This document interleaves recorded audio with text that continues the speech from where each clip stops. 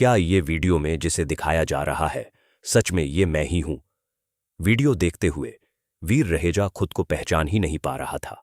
Screen पर वीर खुद को ही देख रहा था, लेकिन इतना अच्छा, इतना प्रभावशाली, यकीन करना मुश्किल था। जिस तरह वीडियो एडिट हुआ था वह देखकर उसके चेहरे पर शर्म और हल्की सी मुस्कान एक साथ आ गई। वीर को याद था कि उस वक्त वह बस उतना ही कर रहा था जितना बच्चों की मदद के लिए जरूरी था। आखिर में जो गिरने वाला सीन था वह इस वीडियो में किसी बड़ी ट्रेजेडी जैसा दिख रहा था। ये असलियत से थोड़ा अलग थी। जमीन पर टकराने से ठीक पहले ही वीर ने उस शूरा को एक जोरदार लात मारी थी और उसी धक्के से वीर खुद को दूर उड़ा लिया था। वीडियो का वो सीन जितना डरावना लग रहा था उतना असल में नहीं था। वह शूरा पहले ही बुरी तरह घायल था और गिरने का झटका उसकी आखिरी चोट बन गया जिसने शूरा की जान ले ली। वीर जानता था कि यह बस उसका अच्छा किस्मत थी। अगर वह शूरा पहले से इतनी बुरी हालत में न होता तो शायद स्थिति बहुत अलग होती। फिर वीर ने मन ही मत सोचा, अच्छी एडिटिंग है। फिर धीरे से उसने अपनी शरीर को मोड़ा। दर्द अब भी उसकी सांसों में चुभ रहा था, इतना कि पूरी छाती में जलन फैल जाती थी। वह अस्पताल तो जाने वाला नहीं था, लेकिन खुशी की बात यह थी कि कोई भी जरूरी अंग घायल नहीं हुआ था। कुछ दवाइयां लेने के बाद उसकी हालत धीरे धीरे सुधर रही थी, लेकिन इस लड़ाई से उसे एक बड़ा फायदा भी हुआ था। उस शूरा की जो तलवार थी, वीर उसे घर ले आया था और वह किसी भी मानव निर्मित हथियार से कहीं ज्यादा अद्भुत थी। शूरा की टेक्नोलॉजी मिश्र धातु बनाने में इंसानों से बहुत आगे थे। वीर ने पहले भी सुना था कि शूरा की हथियार बेहद उच्च स्तर की होती है, यहां तक कि काले सींग वाले शूरा भी जेड स्टील से बेहतर हथियार इस्तेमाल करते हैं। और अब जो हथियार उसके हाथों में था, ये एक गोल्डन सिंग वाले शूरा की तलवार थी, यानी सबसे उत्कृष्ट, सर्वोच्च स्तर की। इसे लेवल का हथियार इंसानों ने अभी तक नहीं बना पाया था। जब वीर ने तलवार को हवा में लहराया तो उसे महसूस हुआ कि उसकी धार कितनी भयानक है, मानो हवा को भी चीर दे। वह इस तलवार को किसी भी और हथियार पर आजमाने की हिम्मत नहीं करता था, क्योंकि उसे यकीन था कि यह उसके जेड स्टील डैगर से भी कहीं ज्यादा तेज थी। वीडियो अब पूरी तरह वायरल हो चुका था। उसे डर था कि कहीं लोग वीडियो देखकर इस तलवार को पहचान न लें और उसे डॉलर समझ बैठें। इसीलिए उसने तलवार में थोड़ा बदलाव करने का फैसला किया। सबसे पहले उसका रंग। उसने गोल्डन पेंट से तलवार को स्प्रे किया ताकि देखने में वह बस पीतल जैसी लगे। फिर स्काईनेट से एक सस्ती लेकिन दिखावटी म्यान मंगाई ताकि उसे रखने पर कोई यह न पहचान सके कि यह शूरा की असली तलवार है। असल में वीर इसे किसी के सामने इस्तेमाल करना चाहता भी नहीं था, बस सावधानी बरत रहा था। वह तलवार का हत्था भी बदलना चाहता था ताकि हथियार पूरी तरह अनपहचाना हो जाए, लेकिन हत्था किसी तरह निकल ही नहीं रहा था। कोशिशों के दौरान उसे हत्थे में जरा एक मोती सा पत्थर मिला, जिसे वह निकालने में सफल हो गया। हैरानी की बात यह थी कि वह मोती खोखला था। उसके भीतर एक छोटा सा मेमोरी चिप छुपा हुआ था।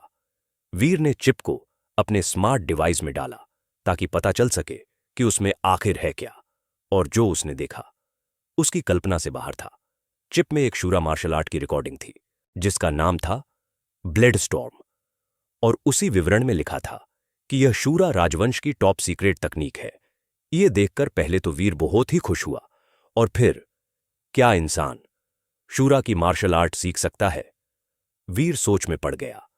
ब्लेड स्टॉर्म का अध्ययन करने के बाद उसे लगा कि यदि किसी ह्यूमन की फिटनेस पर्याप्त हो तो इसे सीखा जा सकता है। और जब वीर ने ब्लेड स्टॉर्म को आजमाना शुरू किया तो उसे कोई बाधा महसूस तक नहीं हुई। इसका मतलब था कि उसकी शारीरिक क्षमता पहले ही ब्लेड स्टॉर्म सीखने की सारी शर्तें पूरी कर रही थीं। नाम से लगता था कि ब्लेड स्टॉर्म किसी हथियार से जुड़ी तकनीक है, लेकिन इसे बिना हथियार के भी इस्तेमाल किया जा सकता था। इसका असली सार था अपने शरीर की पूरी क्षमता को बिजली जैसी गति और ताकत में बदल देना। जब कोई ब्लेड स्टॉर्म में महारत हासिल कर ले तो उसके शरीर का हर हिस्सा एक हथियार जैसा काम करने लगता है।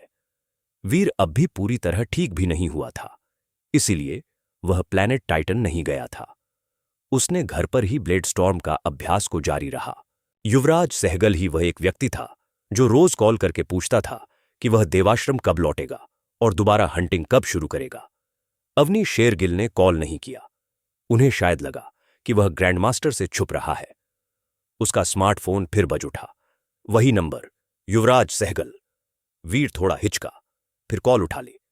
भाई, तुम अभी तक प्लैनेट टाइटन क्यों नहीं आए? मैं इंतजार कर रहा हूं। युवराज की शिकायत में बेचैनी साफ सुनाई दे रही थी। वीर ने वीडियो ऑन नहीं किया। उसकी आवाज से ही पता चल रहा था युवराज उदास है। सच बताऊं तो मैं एक बड़े मिशन की तैयारी में हूं, वीर ने थोड़ा रहस्यमयी अंदाज में कहा। कौन सा मिशन? इस मिशन में मुझे भी शामिल करो। ये कहते हुए युवराज बहुत उत्साहित लग रहा था। अभी डिटेल में नहीं बता सकता, लेकिन इतना पक्का है कि इस बार हम म्यूटेंट प्राणियों तक का शिकार करेंगे। वीर ने सच कहा। जैसे ही वह पूरी तरह ठीक हो जाता, वह गहरे दलदल के इलाके में जाने की सोच रहा था। वहां सीक्रेट ब्लड प्राणी मिलने की गारंटी तो नहीं है, लेकिन म्यूटेंट प्राणी मिलना तय था। भाई, मुझे भी साथ ले चलो, युवराज बोला। मैं पहले से एक टीम के साथ हूं, नई सदस्यता नहीं ले सकता, वीर ने थोड़ा सस्पेंस रखते हुए कहा। फिर बोला, लेकिन हां, पैसों की थोड़ी दिक्कत है। अगर तुम मुझे 5% जेड स्टील वाले कुछ जेड स्टील एरो दे दो तो शिकार में से एक पूरा म्यूटेंट प्राणी तुम्हें दूंगा। हो गया, अभी भिजवाता हूं, युवराज ने बिना सोचे मान लिया। रुको रुको, अभी मत भेजो, तैयार रखो, मैं खुद बताऊंगा कब चाहिए। ओके, वीर ने कहा। ठीक है, लेकिन यह बात भूलना मत, युवराज ने चिंता जताई। निश्चिंत रहो, तुम्हें तुम्हारा हिस्सा मिलेगा, वीर ने भरोसा दिलाया।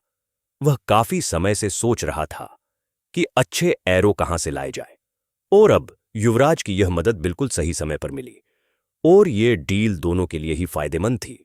लौटने पर वह उसे म्यूटेंट प्राणी का एनर्जी दे देगा, और अगर सबसे बुरा भी हुआ और कुछ न मिला तो उसके पास ब्लैक क्रिस्टल था, जिसकी मदद से वह कुछ ही दिनों में किसी भी प्राणी को म्यूटेंट प्राणी में बदलकर युवराज को उस म्यूटेंट प्राणी का एनर्जी दे सकता था।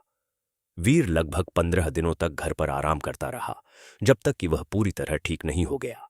इसी दौरान उसने सिर्फ जेडस्किन और ब्लेड स्टॉर्म का अभ्यास किया, और आज वीर बहुत खुश था। आखिरकार उसने बहुत प्रैक्टिस के बाद ब्लेड स्टॉर्म को इस्तेमाल करने की क्षमता हासिल कर लिया था।